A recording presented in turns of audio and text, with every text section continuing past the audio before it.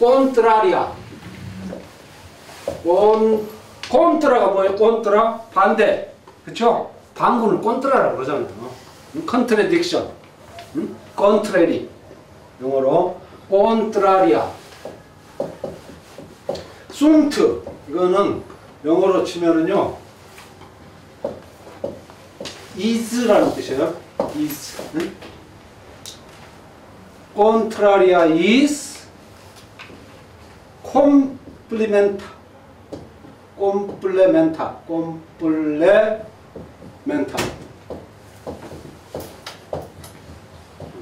콘트라리아 순트 콤플레멘타. 이렇게 여기다가 이렇게 씁니다. 이게 뭡니까? contrariness. contrariness is complementary. 반대되는 것은 보완적인 것이다. 반대는 반대가 아니라 실은 보완하는 것이다. 노자의 반자 도지동을 완전히 이해해요. 이름 일양지위 도다. 이 말을 완전히 이해한 거예요. 음과 양이 서로 반대되는 것이 아니라 이것은 완전히 상호 보완하는 것이다. 그래서 이것을 물리학에서 이 상보성의 원칙이, 이 닐스 보어가 이걸 발견해 가지고 이때 이게 퍼진 거죠. 상보성의 원칙이 complementarity principle. 이게 이때 생겨난 거예요. 물리학에서. 이게 완전히 노자를 베껴먹은 거지, 서양사람. 근데 우리 동양은 그때 노자 장자를 열심히 쓰레기통에 버리고 있었어요, 이제. 그게 어떤 그 흐름을 이해하시라고 제가 이런 예를 드는 거라고. 진짜 20세기 이 최첨단 양자 이론에 와가지고 이런 식으로 극적으로 노자 장자 이 구닥다리 이 태극도가 부활할 줄은 아무도 생각 못해요. 그러니까 어찌 보면은요, 동양은 동양인체로 놔뒀으면 아주 바보 돼서 망했을지도 몰라요. 근데 서양 사람들이 그나마 한 번씩 공격을 하고 그 안에 있는 진술을 훔쳐가고 뭐 이러면서 이제 다시 뒤늦게 이제 눈을 뜨고 지금 쫓아갔던 거죠.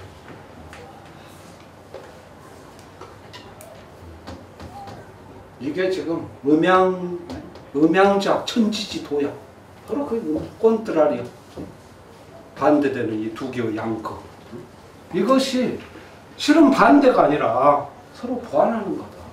남과 여, 하늘과 땅, 음과 양, 이 모든 것을 이론론적인 통합적인 관점에서 봐야지 선악을 딱 쪼개가지고 선악 이원론적인 사유를 하면 안 돼요. 이런 사유를 해야 우리 사회가 성숙합니다.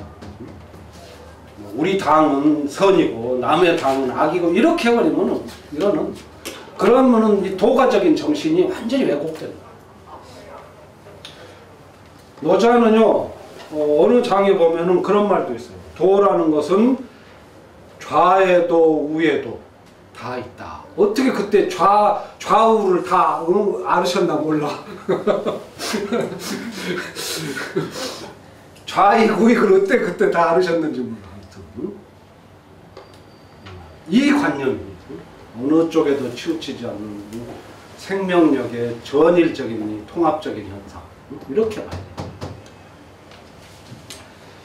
근데 지금 우리나라 태극기를 보면은요, 조금 그 생각해 볼 점이 있는데, 우리나라 태극기는 모습이 좀 달라요. 뭐 이제 우리나라 태극기니까 좀들 아시겠지? 어찌 돼 있냐면 요게 좀 요렇게 돼 있어요. 요렇게 반 S자가 아니라 S자예요. 그러니까 이거는 우주는 정면이 없고 후면이 따로 없으니까 이렇게 그릴 수도 있을 거는 같아요. 어느 쪽에서 보느냐의 차이니까. 그것까지는 좋은데 이걸 가지고 주술을 주요 공부를 했다는 사람들이 말을 어떤 식으로 하냐면 여기가 지금 빨강이잖아요. 응? 여기가 파랑이고 이게 빨갱이 놈들이 이걸 먹었다는 거예요. 응? 빨갱이 놈들이 먹었고 거기에 더 나아가서 우리나라 이 경기도 이쪽 서해안 쪽 서반부 이쪽은 이북 애들이 내려와서 먹고 강원도 동해안 쪽은 우리가 올라가서 먹었다. 이런 해석을 하니까 이 주역이 썩어먹은 학문이 주술이 되고 미신이 되는 게. 근데 이런 것도 좋다는 사람들이 있어요. 이런 공부가. 절대 주역은 이런 학문이 아니에요. 주역은 정말 어떤 과학적인 원리가 뭔가를 찾으려고 했던 사람들의 흔적인데 이게 이제 술사들이 달려붙어가지고 먹고 살려고 이런 해석을 하면 안 된다.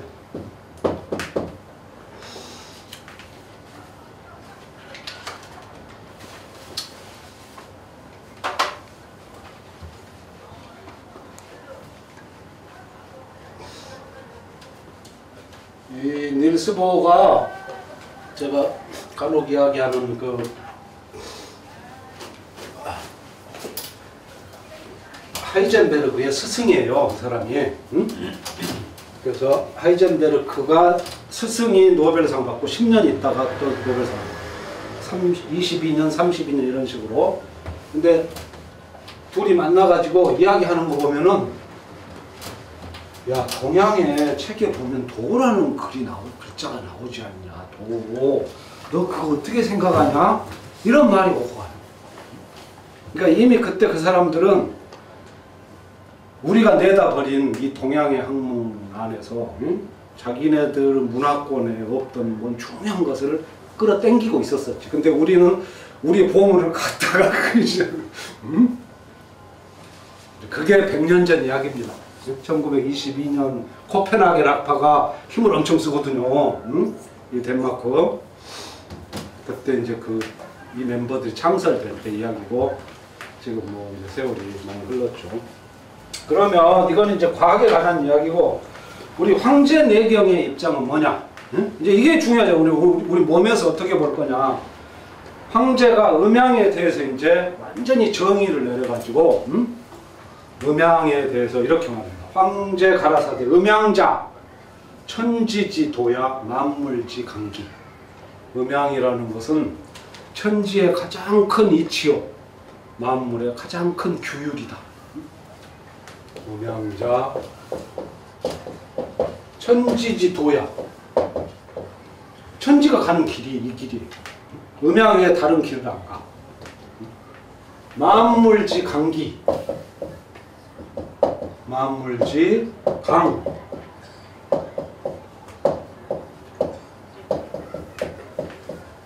만물지 가장 큰 규율이. 우리가 기강을 잡는다고 그러죠.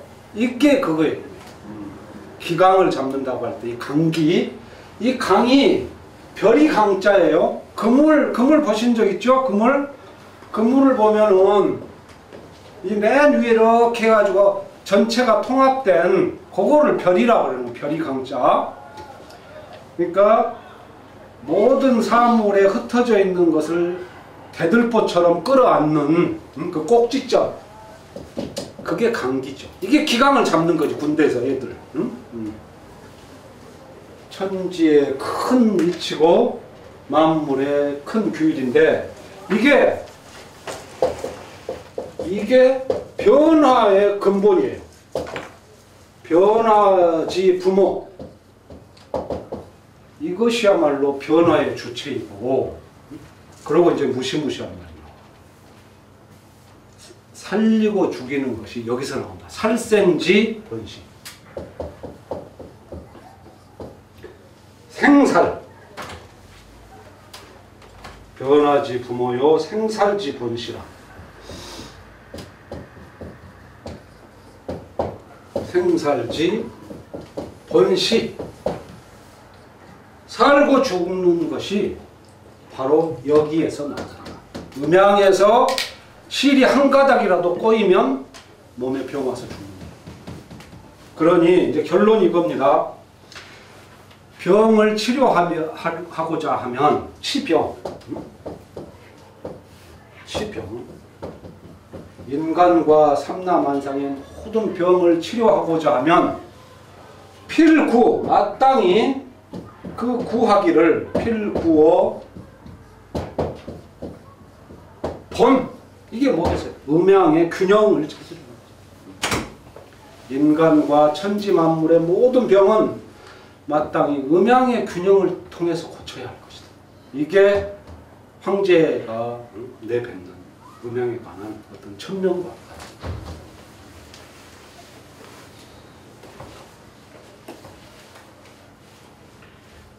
황제가 봤을 때는 무슨 딴 철학자들이 도라는 것을 막 저 하늘 높은 데다가 막 있는 것처럼 뻥들을 많이 깠는데 자기가 볼 때는 절대 그거 아니라 바로 우리 옆에 있는 이 음양, 이 음양을 우리가 잘 균형을 받아들이고 이해하면 우리가 도를 따르는 것이고, 음양을 거스리면 이 도로부터 거스려요.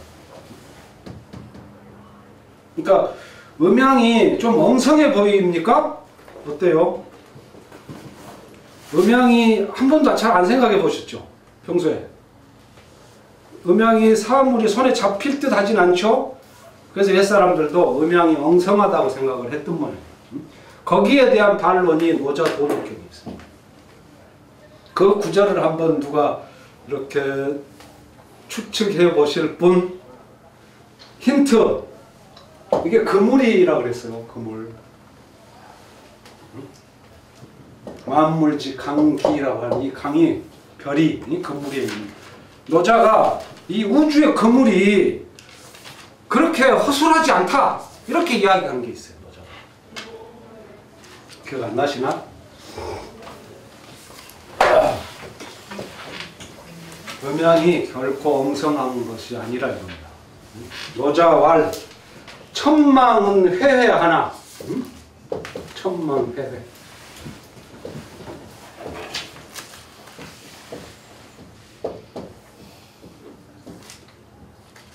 소의 부실.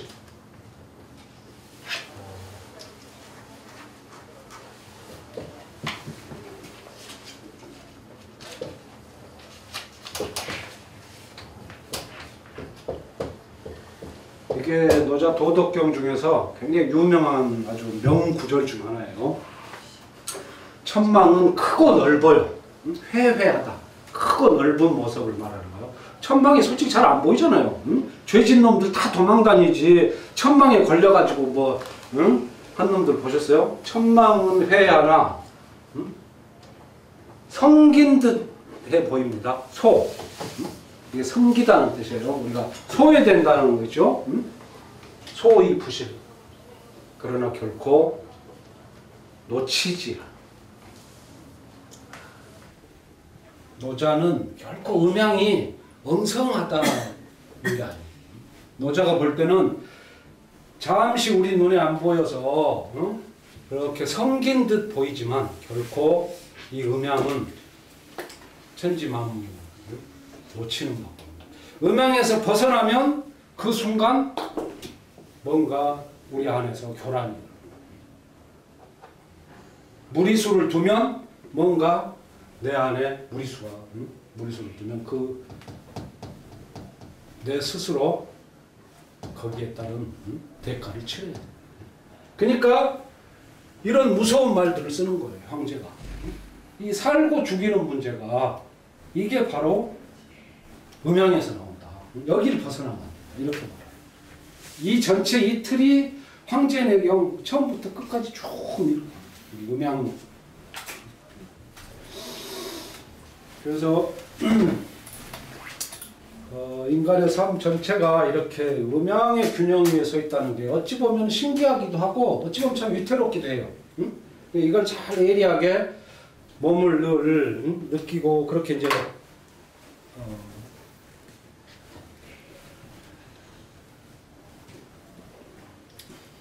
우리 동양의학의 핵심은 항상 예방의학에 있는 거예요.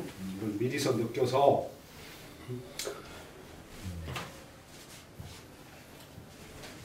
우리가 지금 살고 있는 이 지구에 대해서 뭐 우리가 별 감사를 느끼고 뭐 그럴 새가 없죠. 먹고 살기 바쁘니까. 이 지구라는 별이 만약에 태양하고 1%만 가까웠으면 어찌 됐을까요? 다 떠 죽어버렸지. 다 떠 죽어버려가지고 이제 너무 양이 강하니까 양만 있고 음이 없으니까 다 떠 죽어버리는 거죠. 1%만 멀어졌으면은 이건 음이 너무 극해가지고 다 얼어 죽었겠죠. 그러니까 이 양기와 음기, 음양의 이 오묘한 조화 안에서 이 지구에 이토록 이상한 생명의 낙원이 형성된 것이라. 이 우주 안에 이 지구 같은 별이 없잖아요. 응? 지금 뭐 온갖 우주선을 쏘고 뭘 찾아서 비슷한 걸 찾아 헤매지만 이런 지구 같은 별이 없잖아요. 그러니까 이제 그 찾아 나서는데 1순위 제외 대상은 뭐겠어요? 이제 우리가 저 태양계 밖으로 나갔습니다. 나가서 찾아 지구 같은 별을 1순위 제외 대상은 항성이지. 항성. 항성은 이거 뭐 생명이 살 수가 있어요? 불덩어리인데 얘는 바로 제외하고. 그럼 이제 행성에서 찾는데 이건 이제 거리의 문제지.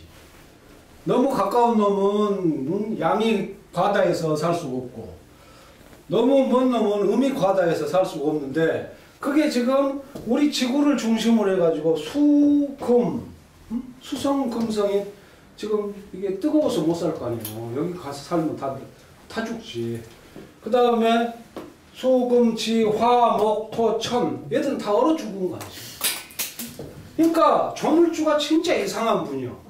이 많고 많은 것 중에 어쩌자고 여기다가 이걸 지구라는 별을 이상하게 여기다 만드셔가지고 여기서만이 음양의 오묘한 조화를 이루게 하신 거지. 1%만 어디 삐끗했으면 얼어 죽거나 타 죽었을 텐데 여기에 오묘한 이 생명의 이 지상 낙원을 만들어 놨는데 근데 지금 우리들은 이 지구라는 별로 여행 온 것이 만족스러우세요? 응? 응, 어떠세요? 딴 별로 갈 걸 그러셨나요? 딴 별이 없어. 하느님이 우리한테 7박 8일짜리 특별 휴가증을 끊어줬어요. 응?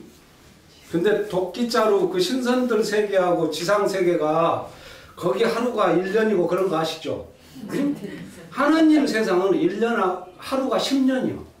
거긴 중심 우주고 우리는 지금 외곽 우주에 살잖아요. 응? 언젠간 돌아가겠지만. 그러니까 하느님이 휴가증 끊어줄 때는 분명히 7박 8일짜리 끊어줬는데 거기 7박 8일 여기가 70년 80년이고 응? 그러니까 우리가 휴가 온 줄을 모르고 인생이 지루해버려요. 실은 소풍 보내준 거거든. 그동안 야, 네 하늘나라에서 여기서 문지기도 하고 뭐도 하고 고생했으니까 저기 애들 물도 흐르고 미인도 있는 그 좋은 데 가서 한 7박 8일 특박을 보내줬는데 아 이게 시간이 변해버리고 시간관념이 하루가 10년짜리로 그러니까 갑자기 도착하자마자 한 1년 지나오니까 지루해버려 인생이. 그래서 내가 여기 여행 왔는지 뭐하러 왔는지를 잊어버리고 맨 싸우러 다녀 이제. 어떤 새끼 없나. 응? 이게 노자장자의 기본 관점이야. 세상을 보면. 응? 소요유라고 그러죠. 소요유. 이 시간관념을 우리식으로 이렇게 하루살이는 하루를 그렇게 살다 죽는 거잖아요. 응? 우리 뱃속에 있는 여러 기생충은 얘한테는 우주가 우리 몸이 우주요. 밖에를 모르지. 그게 다고 그게 우주고. 그러니까 얘 하루하고 우리 한 100년하고 차이 날지도 몰라. 시간은 상대적인 거잖아.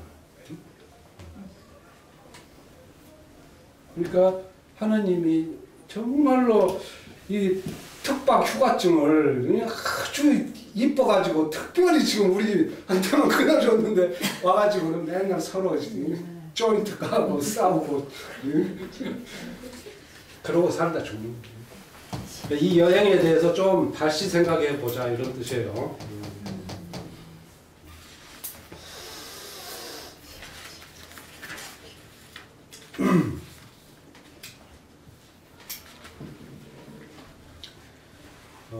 그래서 이제 이 음양이야말로 우주의 시줄과 날줄이고, 이 음양이 우주 만물의 생사 여타를 쥐고 있는 거예요, 정말. 조금만 벗어나면 바로 병 와버리잖아요.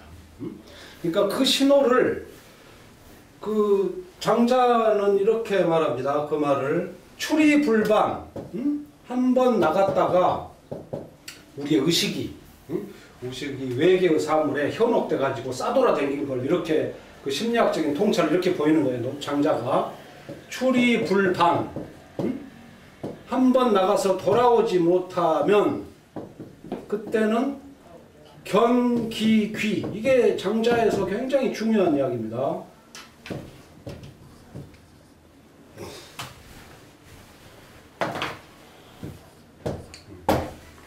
우리가 특히 청소년들 기를 때 막 마음이 동요하고 요동쳐가지고 밖으로 싸돌다가 못 들어오고 결국 이 자기의 귀신을 본다는 거 죽는다는 거지.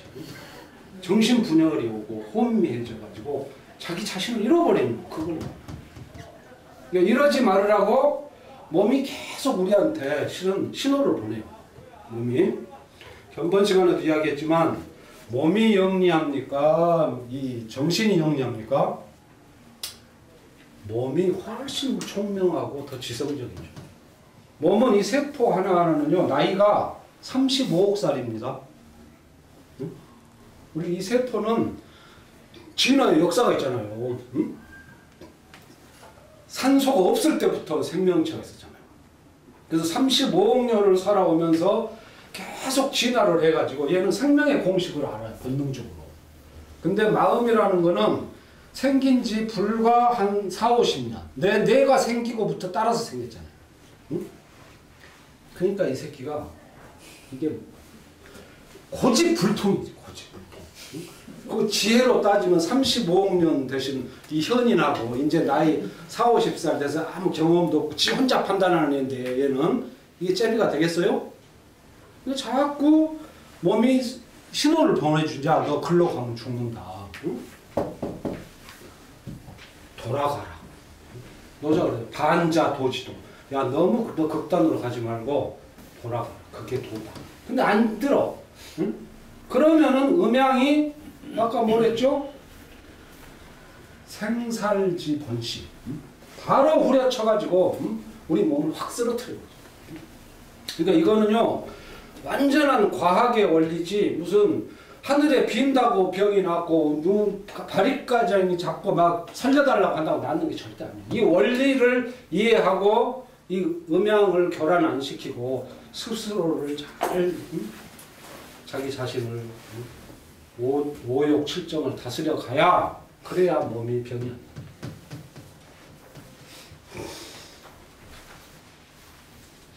그래서 지금 우리가 이럴 때일수록 몸의 소리에 귀를 기울이지 않는 거고, 그래서 우리가 지금 몸 공부하는 거예요. 그러니까 몸으로부터 공부하는 사람들은요, 실패가 없어요. 하루를 하면 하루만큼 축적이 되고 좋아. 근데 너무 이렇게 정신적으로 관념의 공부를 하는 사람들은 하다가 이게 좀 문제가 좀 생겨요. 기초가 없어져 버리니까.